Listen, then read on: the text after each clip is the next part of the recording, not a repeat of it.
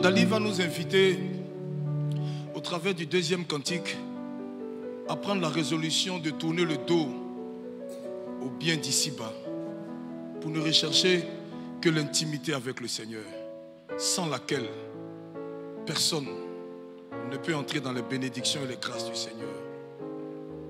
Et que ce soit notre prière, que ce soit notre engagement, que ce soit notre devise, ne rechercher que l'intimité et le plaisir dans le Seigneur. Mon Sauveur, loin des plaisirs. Et nous vous invitons à chanter également avec nous.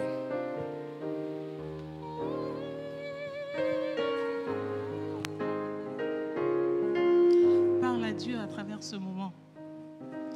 Trouve un petit temps pour entrer en union avec ton Dieu à travers ces mots. Mon Sauveur, loin des plaisirs, je veux rester toujours près de toi.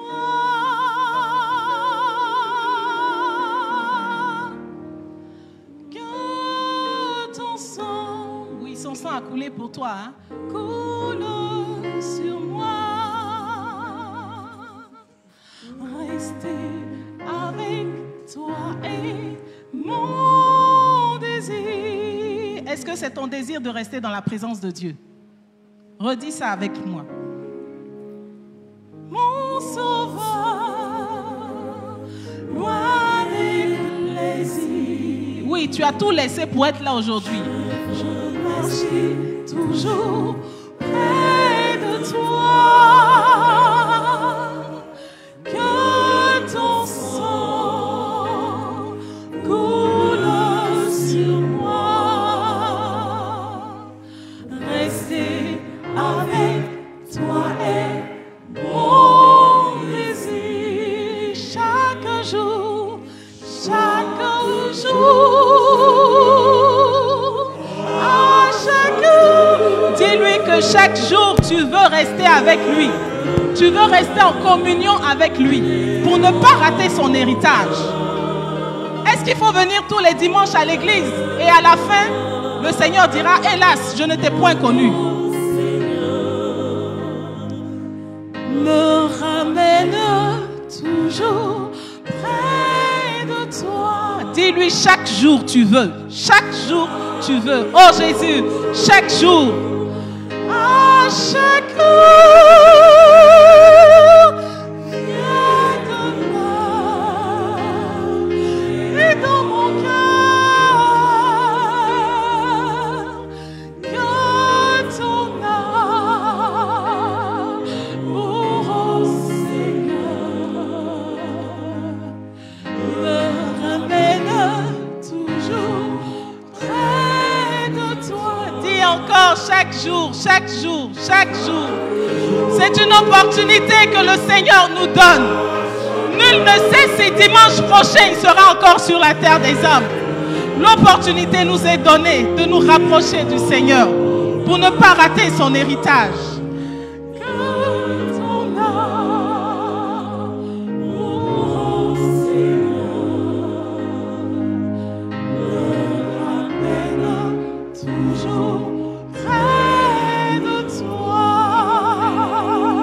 Chaque jour, à chaque mon Dieu, viens de moi et dans mon cœur.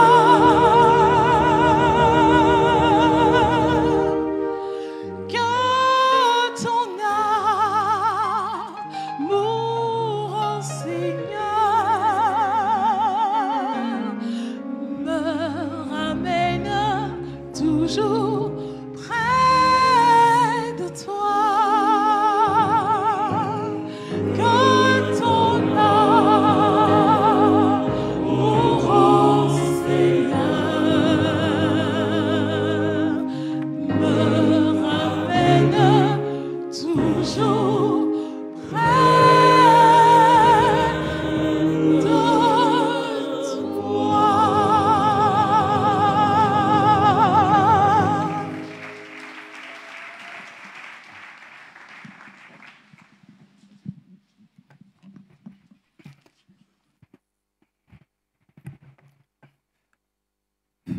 Inclinons-nous dans la prière. Comme l'enfant reçoit le pain, comme l'oiseau reçoit l'espace avec le grain, comme l'ami reçoit l'ami, comme la nuit reçoit l'aurore et le soleil, comme le soleil reçoit la semence, comme la sève monte aux branches et porte le fruit, donne-nous, Seigneur, d'accueillir ta parole. Amen. Lecture de l'Ancien Testament tirée du livre de Job.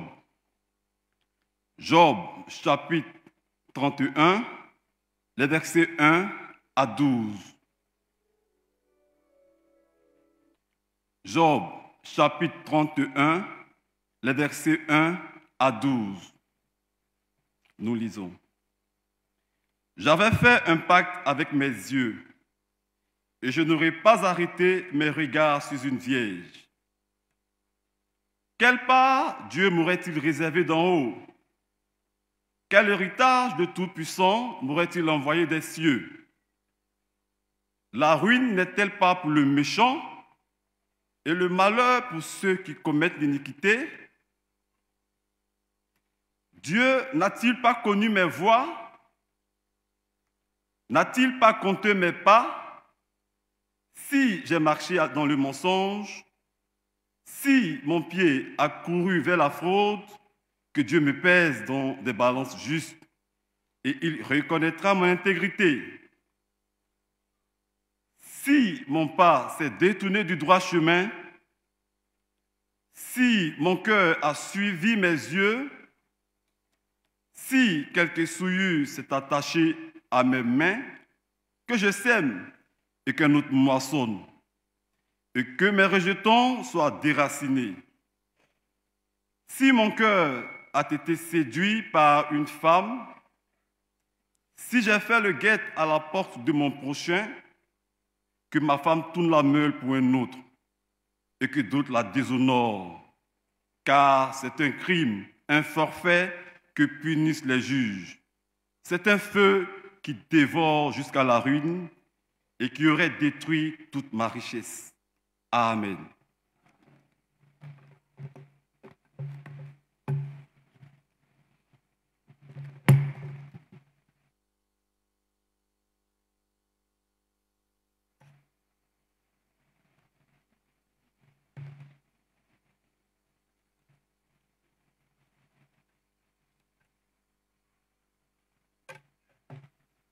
Nous trouvons notre deuxième lecture dans la première épître de Paul aux Corinthiens, dans le Nouveau Testament, 1 Corinthiens chapitre 9, les versets 23 à 27. 1 Corinthiens chapitre 9, les versets 23 à 27. Et je lis. Je fais tout à cause de l'Évangile, afin d'y avoir part. Ne savez-vous pas que ceux qui courent dans le stade courent tous, mais qu'un seul remporte le prix? Courez de manière à remporter. Tous ceux qui combattent s'imposent toute espèce d'abstinence, et ils le font pour obtenir une couronne corruptible. Mais nous, faisons-le pour une couronne incorruptible. Moi donc, je cours, non pas comme à l'aventure. Je frappe, non pas comme battant l'air, mais je traite durement mon corps et je le tiens assujetti de peur d'être moi-même désapprouvé après avoir prêché aux autres. Amen.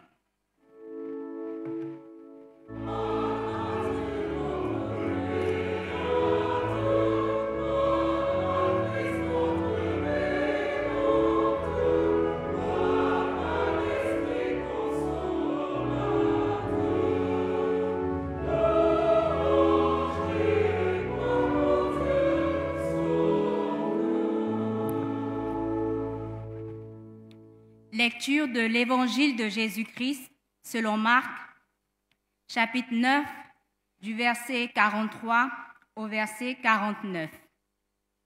Marc, chapitre 9, du verset 43 au verset 49. Si ta main est pour toi une occasion de chute, coupe-la. Mieux vaut pour toi entrer manchot dans la vie que d'avoir les deux mains et d'aller dans la géhenne, dans le feu qui ne s'éteint point. Si ton pied est pour toi une occasion de chute, coupe-le. Mieux vaut pour toi entrer boiteux dans la vie que d'avoir les deux pieds et d'être jeté dans la géhenne, dans le feu qui ne s'éteint point. Et si ton œil est pour toi une occasion de chute, arrache-le. Mieux vaut pour toi entrer dans le royaume de Dieu n'ayant qu'un œil que d'avoir deux yeux et d'être jeté dans la géhenne, où leur ver ne meurt point et où le feu ne s'éteint point. Car tout homme sera salé de feu. Seigneur, à qui irions-nous? Tu as les paroles de la vie éternelle. Amen.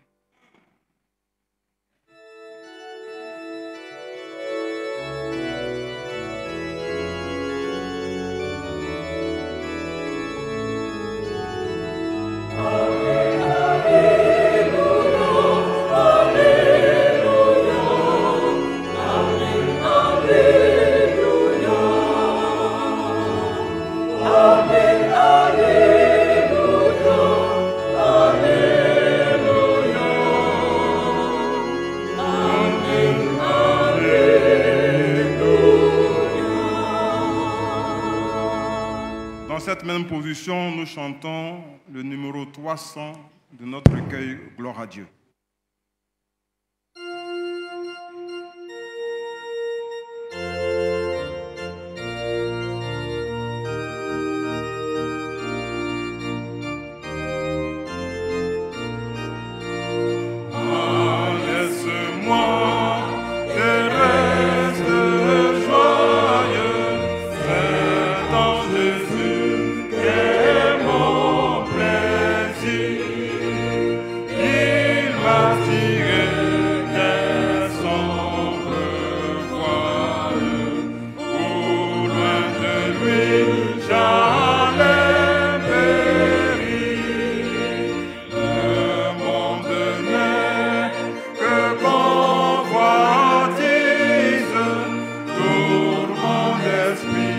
Eva.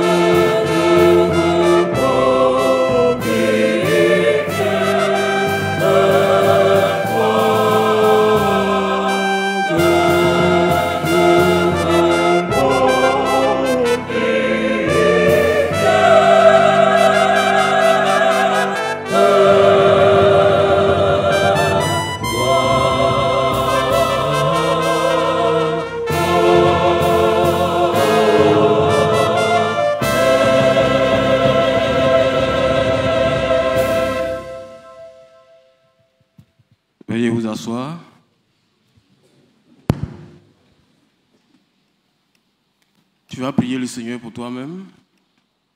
Demande à Dieu ce matin de venir t'expliquer sa parole. Quelquefois on entend, mais on ne comprend pas. Et si tu as compris, ou ce que tu vas comprendre, dis au Seigneur de te donner la force pour obéir à cela. Parce que quelquefois on comprend, mais on ne veut pas obéir à cela. Ou appliquer notre cœur à mettre en pratique cette parole que nous avons entendue ici. Que le Saint-Esprit nous parle. Et laissons-nous parler. Que le Saint-Esprit nous convainc. Et laissons-nous convaincre. Que le Saint-Esprit nous aide à de véritables enfants de Dieu.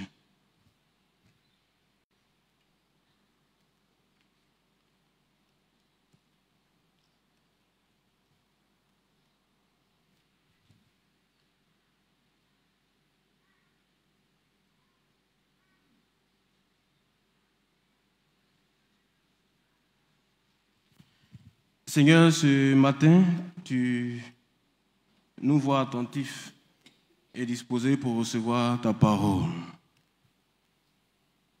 Seigneur, aujourd'hui, ce sont des paroles dures, difficiles, que tu voudras bien nous laisser. Mais nous croyons et nous comprenons que ce sont surtout et avant tout des paroles d'amour. Parce que tu veux que nous soyons sauvés ou que nous gardions le salut que tu nous as accordé. Donne-nous, ô Dieu, une oreille qui écoute, un cœur qui comprend et un esprit qui met son plaisir à t'obéir. Au nom de Jésus-Christ, que ta parole soit une puissance pour nous transformer, soit un feu pour consumer en nous tout ce qui ne te glorifie pas, mais aussi que ta parole soit une épée qui vienne contre tout esprit qui va s'élever contre toi, contre ton message et contre ton messager dans ton sanctuaire qui plus est, au nom de Jésus-Christ. Merci Seigneur, et que toute la gloire soit à toi, au nom de Christ ressuscité. Amen.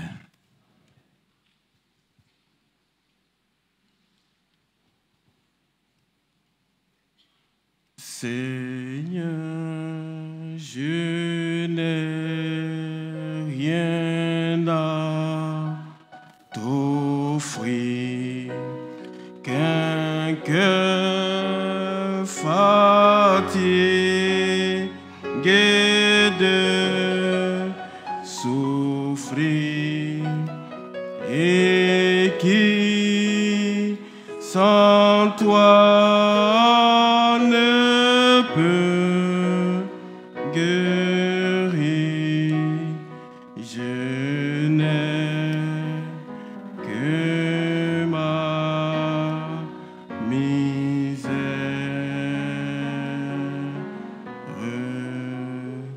Prends-moi tel que je suis, sans vertu, sans appui, tel que je suis, tel que je suis, oh mon céleste frère. Aujourd'hui, tout le monde est inspiré pour chanter. Donc, je ne voudrais pas être en reste. Chers parents, chers frères et sœurs, que ce matin, Dieu vous bénisse et vous remplisse de joie, d'allégresse. Amen. Qui vous remplit de ses riches et abondantes bénédictions. Amen. Avant d'entrer dans le vif sujet, j'aimerais dire 2 ou 3 choses.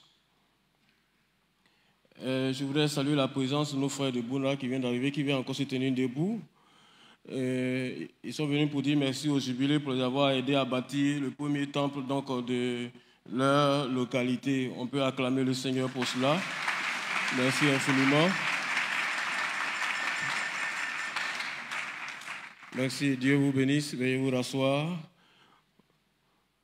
La deuxième chose, l'OMETA. L'OMETA, c'est l'organisation méthodiste pour les personnes du 3e âge. L'église méthodiste est bien organisée, bien structurée et travaille de manière méthodique. Donc, je demande et je supplie nos papas et nos mamans du 3e âge de se mettre ensemble afin de militer au sein donc, de cette structure créée à leur endroit, de sorte que leur voix ne se pèle plus derrière, dans le fond ou dans leur salon. Parce que vous êtes important aux yeux de l'Église. Il faut que votre voix porte, il faut que nous entendions votre voix, afin que nous vous prenions en compte dans tous les aspects de votre vie et surtout votre vie spirituelle. J'ai parlé aux papas et aux mamans du 3e âge. Désormais, voilà, ne vous plaignez plus, il y a votre organisation qui existe. Mettez-vous, travaillez, faites-vous connaître, venez nous voir, organisez-vous et nous allons vous accompagner. Nous allons vous écouter dans vos besoins, dans vos aspirations. L'Église méthodiste prend en compte toutes les couches au niveau de sa population. Dieu vous bénisse. Amen. La troisième chose, peut-être que vous n'avez pas fait attention, tellement Dieu est descendu et que le Saint-Esprit vous a visité. Aujourd'hui, nous n'avons pas annoncé le récapitulatif des contributions du mois dernier. Et pour ceux qui sont passés à la sacristie en vue d'accomplir donc leur obligation et leur acte de foi au travers des dons dîmes et autres, nous l'avons délivré donc un reçu. Ne refusez pas le reçu, s'il vous plaît. C'est un moyen supplémentaire de transparence, de traçabilité et donc de responsabilité. Le thème de cette année, c'est responsabilité et sainteté. Donc, nous n'allons plus donner de montants ici. Les montants seront donnés dans les classes. Nous n'allons plus faire de récapitulatif ici pour 2 raisons. Pour la raison que vous savez, mais aussi pour gagner aussi en temps. Donc, tous ceux qui voudront poser un acte de foi, même si c'est dans l'anonymat, on va vous remettre un reçu qui va aider à la comptabilité, qui va aider aussi le comité d'audit à bien faire son travail. J'ai pensé que vous allez dire Amen.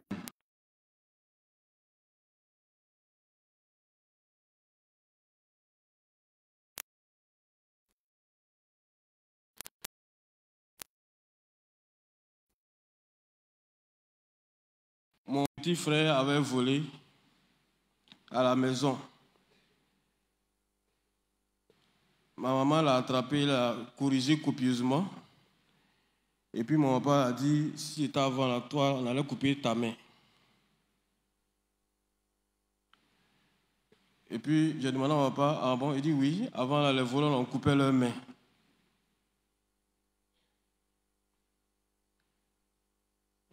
Je dis, ah bon? Ah là, c'est vrai que ce n'est pas intéressant de voler alors. À votre époque, oui, à l'époque de nos grands-parents. Bien aimé, cette situation pour dire que le vol n'est pas une bonne chose. Mais par rapport aux 3 textes que nous avons lus, nous comprenons de prime abord que la vie chrétienne est souvent jalonnée de tensions entre ce qui est en réalité, c'est-à-dire la réalité et nos rêves, entre la volonté de Dieu et nos désirs, entre nos croyances et nos ignorances, entre une personne et elle-même. si le Seigneur a tout accompli, comme il a affirmé à Golgotha, quel effort, sinon quel sacrifice faut-il encore faire?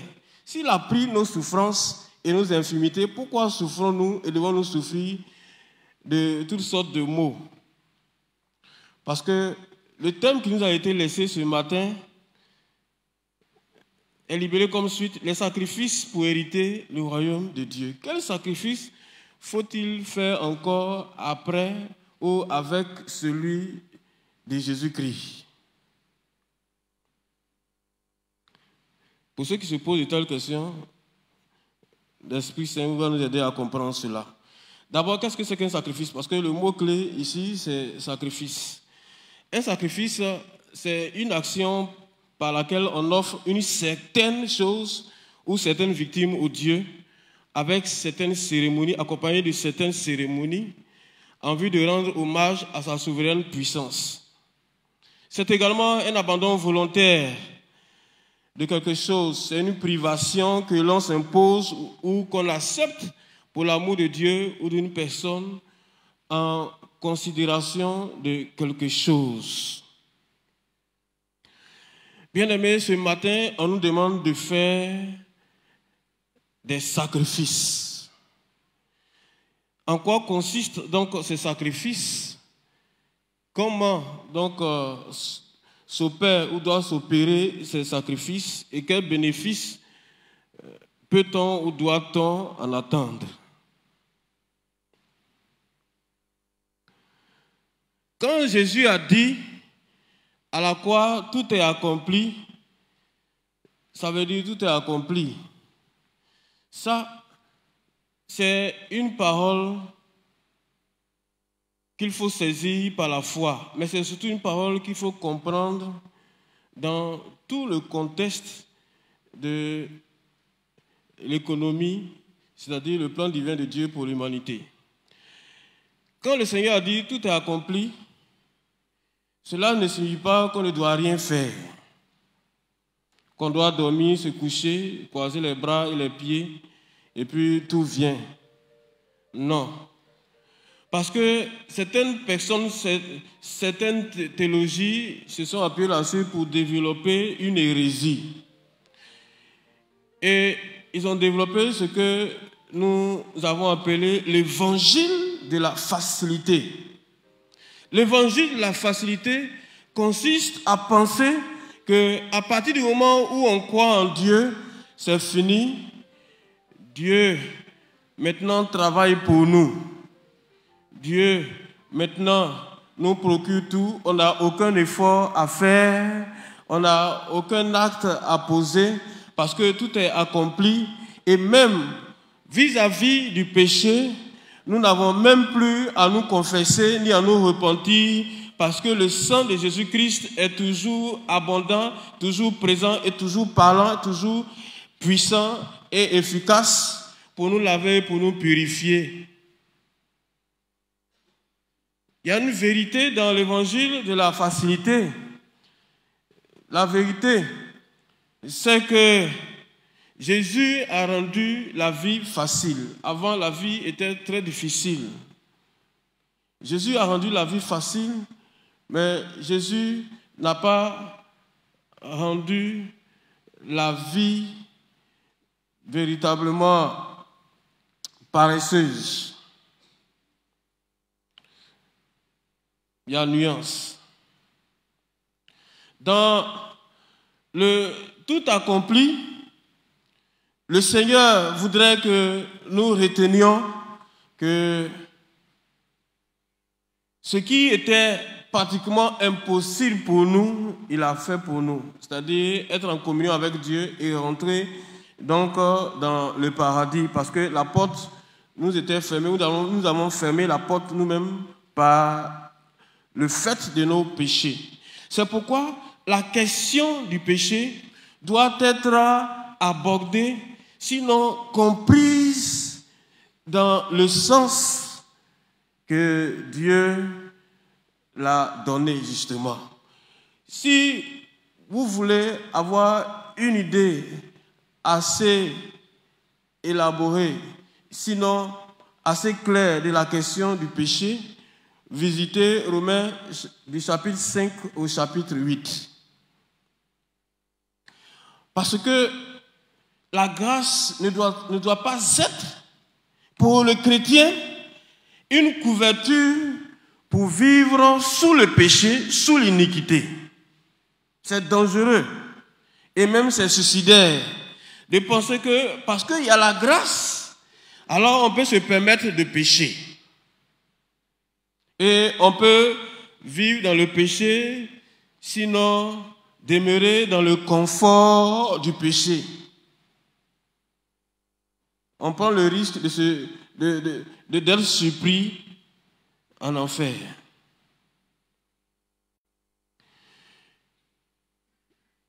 La vie chrétienne est une vie d'abord de responsabilité, est une vie de combat ensuite. Le véritable combat que le chrétien doit mener, ce n'est pas un combat d'abord contre les autres ou contre les autres ennemis ou contre l'ennemi d'une manière générale. Ce n'est pas un combat d'abord contre le diable, c'est un combat contre lui-même. Amen. J'ai dit le véritable combat qu'un chrétien doit mener, c'est d'abord et surtout un combat contre lui-même ou un combat sur lui-même. C'est très important. Parce que quelquefois, c'est le chrétien qui est son propre sorcier. Quelquefois. Le Seigneur a été très clair dans sa parole. Voici ce que tu dois faire pour hériter du royaume des cieux. Voici le chemin de la vie. Choisis-le afin que tu vives. Voici le chemin de la mort. Ne le choisis pas pour ne pas mourir. Si nous faisons fi de ces prescriptions, de ces ordonnances et des avertissements du Seigneur, n'allons pas accuser les sorciers. C'est d'abord nous-mêmes qui nous sommes livrés au péché et qui, par voie de conséquences, nous sommes privés de la grâce de Dieu, de la gloire de Dieu, et nous sommes allés nous livrer donc par nos péchés au diable pour davantage resserrer nos liens. Bien-aimés, ce que le Seigneur a fait, il a tout accompli. Il nous reste, nous, notre part, c'est-à-dire ce que nous devons faire. Ce que nous devons faire justement, c'est de lutter contre le mal, contre le péché, de résister contre le mal et contre le péché. Parce qu'il y a des combats qu'on doit mener sur soi-même, il y a des combats qu'on doit mener aussi contre l'adversaire qui est en face. Sur soi-même, il ne s'agit pas de fuir le mal et le péché, il s'agit de résister et de triompher. Parce que le Seigneur l'a dit. Le Seigneur l'a dit au frère d'Abel, à Caïn. Le péché est couché à ta porte, toi domine sur lui. Ou le péché est tapis devant ta porte, toi maîtrise-le ou domine-le. Parce que, en réalité, ce que le texte de Marc nous dit ici, lorsque le Seigneur nous dit de nous débarrasser de l'œil qui pourrait nous entraîner en enfer, ou de la main qui pourrait nous entraîner en enfer, ou du pied qui pourrait nous entraîner en enfer, il s'agit pour nous de nous débarrasser de tout ce qui peut nous priver d'abord de la communion de Dieu, ensuite de la grâce de Dieu, et enfin du salut de Dieu. Amen. C'est de cela qu'il s'agit. Nous débarrasser donc de tout mal, de tout péché qui nous éloigne de Dieu, qui nous éloigne du paradis. C'est ce que nous devons faire. Et nous devons le faire de manière constante et de manière permanente. Parce que c'est un combat de la vie, c'est un combat pour la vie. Il ne s'agit pas de dire je suis fatigué. Vous allez peut-être me poser la question de savoir, mais comment triompher de ces péchés, comment se débarrasser de ces vices? Parce que il y a des gens qui mènent le dur combat contre eux-mêmes et depuis, ils sont vaincus, ils ne sont jamais vainqueurs. Ils n'arrivent pas à se débarrasser donc de leurs péchés et de leurs péchés mignons. D'abord, il faut comprendre, bien-aimés, qu'un péché, c'est un mal. C'est l'offense qu'on fait au Seigneur. C'est un mal en ce sens que le péché lui-même nous entraîne dans des situations très difficiles, très déplorables, et nous prive donc, comme la Bible le dit, de la communion de Dieu, de la grâce de Dieu et de la gloire de Dieu. Notre victoire sur le péché dépend de notre manière de concevoir le péché. Le péché doit être conçu comme de la souillure. Personne d'entre nous ici, comme je l'ai dit une fois ici, ne souhaiterait vivre dans la poubelle. Personne ici, dans le sanctuaire de l'Éternel, ne souhaiterait vivre sur une décharge. Personne. Or, le péché est comme ça. C'est la saleté. C'est de l'horreur. C'est de l'impureté. C'est comme ça que Dieu voit le péché. C'est pourquoi le Saint-Esprit ne peut pas habiter dans un pécheur. Parce que personne ici ne voudrait transformer sa maison en poubelle. On vide tous nos poubelles. Il y a des gens même, ils n'ont jamais de poubelle dans la maison. Leur poubelle, c'est au dehors. Parce qu'ils ne veulent même pas voir une brindille dans leur maison. Tellement leur maison est bien cirée, bien propre. Le Seigneur aussi, il aime les choses bien cirées, bien propres. Il aime une vie bien cirée, bien propre. Amen. Donc, on ne peut pas obliger le Saint-Esprit à demeurer dans la souillure. Or, nous sommes en principe le temple du Saint-Esprit. Il faut donc que ce qui nous suit, nous nous en débarrassons. De la même manière, nous nous débarrassons de nos saletés que nous produisons chaque jour. Nous devons nous débarrasser donc de tout ce qui en nous crée donc la souillure. C'est de cela qu'il s'agit lorsque le Seigneur nous demande d'ôter l'œil qui est pour nous l'occasion de chute, de nous débarrasser de la main qui risque de nous entraîner dans la gêne, dans l'enfer. Ensuite, il faut avoir de l'aversion pour le péché, pour le mal. Il y a certaines personnes qui ont fait du péché véritablement une idole. Ils adorent le péché, le mal. Ils appellent ça même le péché mignon. Un péché bien ciré, avec cravate, bien habillé, joli, joli. Et puis il se complaise dans ça. Moi, c'est comme ça que je suis. C'est mon comme ça, là, ça prend moi comme ça. Non, ça, là, je ne peux jamais laisser.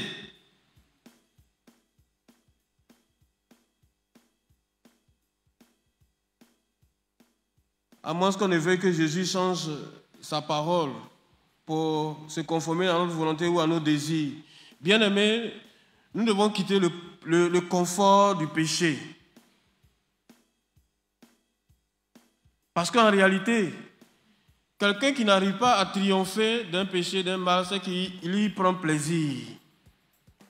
C'est ça en réalité. Ceux qui n'arrivent pas à triompher du péché de la sexualité, ils trouvent du plaisir dedans. Même si après, ils doivent pleurer, ça leur fait mal, ils regrettent. Mais à chaque fois, ils trouvent du plaisir dedans. Un plaisir qui risque de te coûter très cher.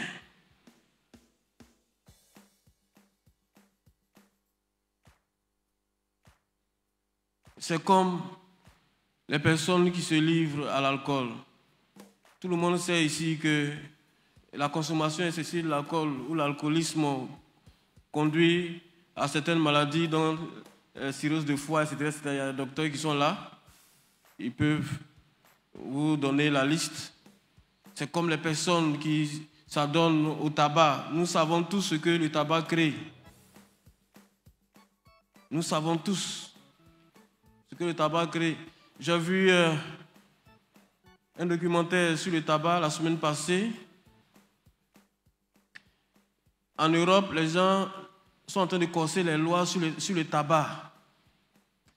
Je crois qu'il y a 5 ans de cela, on n'avait plus des lois pour interdire de fumer dans les endroits publics.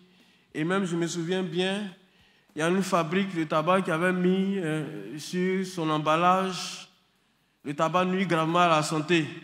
Et puis quelques années après, ils ont mis abus dangereux. C'est différent. Quand on met le tabac nuit gravement à la santé, ça ne les a pas arrangés. Ils ont commencé à perdre la clientèle. Donc ils ont mis abus dangereux. Donc c'est quand tu abuses que c'est dangereux pour toi. Or, il n'y a pas de bénéfice dans la consommation du tabac. Donc en Europe, les gens sont en train de perdre le marché. Et donc dans le documentaire réalisé par un journaliste européen, il a démontré que les gens mettent des substances très nocives dans le tabac pour que les gens soient accoutumés, pour que les gens puissent être habitués, pour que les gens soient dépendants, afin qu'ils ne laissent jamais le tabac. Donc c'est comme une drogue. J'ai oublié le nom scientifique donc, de cette substance nocive chimique très dangereuse, interdite en Europe et dans les industries européennes. Et dans le documentaire, il a dit que les firmes de tabac ont trouvé un nouveau débouché. Leur marché, c'est en Afrique ici. Donc, c'est en Afrique ici qu'elles font fortune. Bien aimé, ce n'est pas la journée donc, de l'alcool, mais nous devons profiter pour nous dire que tout ce qui n'est pas bon, nous devons laisser cela. Nous devons nous débarrasser de ça. C'est très important, bien aimé. Quand tu vois quelque chose qui n'est pas bon, il faut laisser. Toi-même, tu sais que ce n'est pas bon. Est-ce qu'on a besoin de te dire que ce n'est pas bon? Une fois, j'étais chez un frère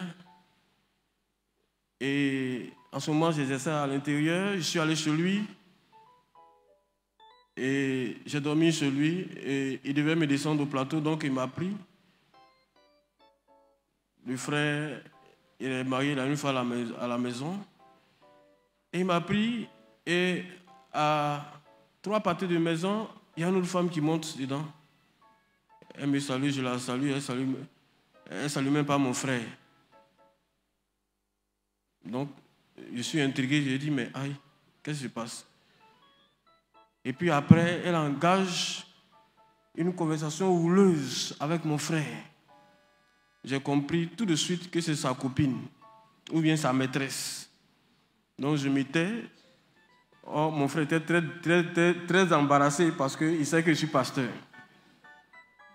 Mais la fille, elle tenait à régler tous ses comptes. Parce que j'étais en civil, je n'étais pas habillé en col. Donc elle a commencé à raconter la vie extra-conjugale de mon frère.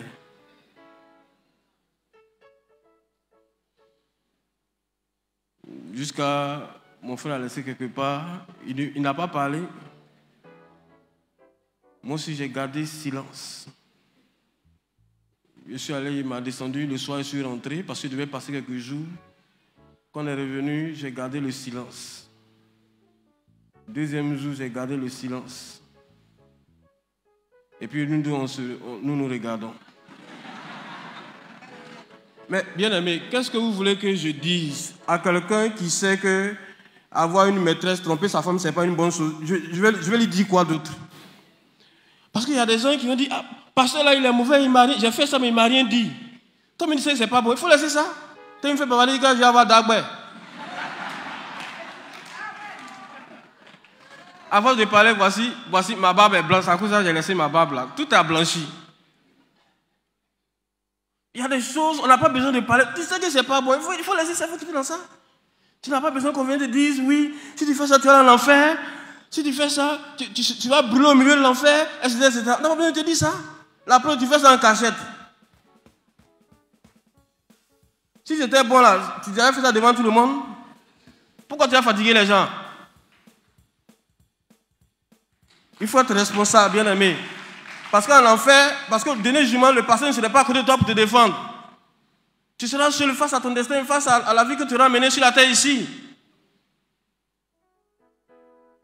Pourquoi tu veux qu'on te dise non, c'est pas bon, etc., etc. Et puis, c'est ce qui est énervant, c'est qu'il y a des gens qui veulent qu'on les console dans leur péché. J'ai un frère qui est un responsable de l'église, qui allait en sainteté.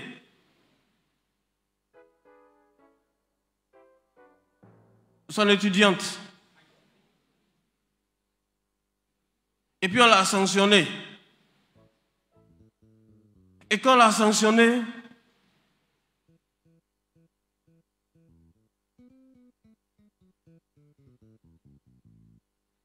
je ne suis même pas allé le saluer. Il y a des gens qui sont défiés chez lui pour lui dire Yako, c'est pas grave, prends du courage, sois fortifié. J'ai dit, regardez-moi les gens comme ça là. Et donc,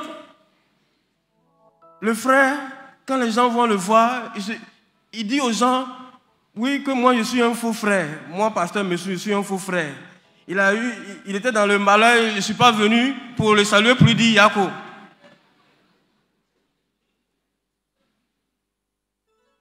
J'ai dit à ceux qui sont venus me dire, allez lui dire que si c'est sur moi il compte là, il va aller en enfer.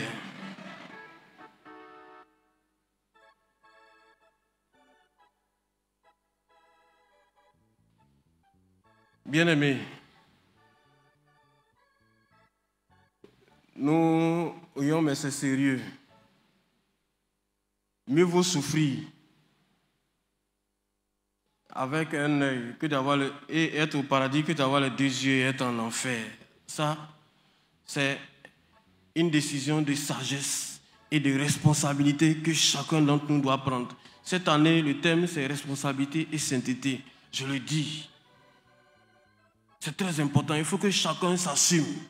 Il faut que chacun assume les conséquences des actes qu'il pose, la vie qu'il mène. Et ne pas décharger ça sur les autres.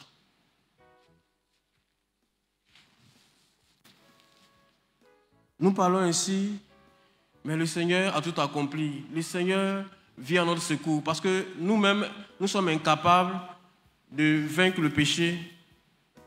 C'est pourquoi le Seigneur nous a envoyé son Esprit Saint afin de triompher de tout péché. Lui qui a vaincu le péché. Comptons sur le Seigneur. Celui qui lutte seul contre le péché, il ne va jamais triompher du péché. Mais il faut lutter avec le Seigneur, lutter pour soi-même, lutter par soi-même. Pour terminer, ce que nous pouvons dire, c'est que la vie chrétienne n'est ni une vie de souffrance, ni une vie d'aisance. C'est une vie qui est facilitée par le ressuscité, qui nous aide à triompher du péché, qui nous aide à mener une vie de sainteté, pour que le chemin du paradis qui nous a tracé, nous le suivions jusqu'au bout. Que Dieu nous y aide. Amen.